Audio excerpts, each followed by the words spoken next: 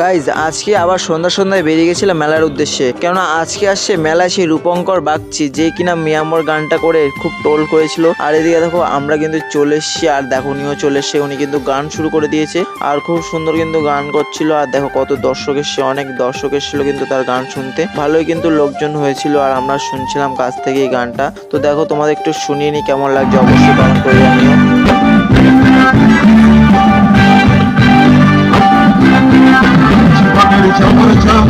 বিকলে সোনার রং ভিতরের প্রাণ পাখি গান গাইতে জানি গ্লামারের গরম গোল সামারে সুন্দর সোল ছাকাতে তুললে পড়ার মিটার মানি কেন লোকের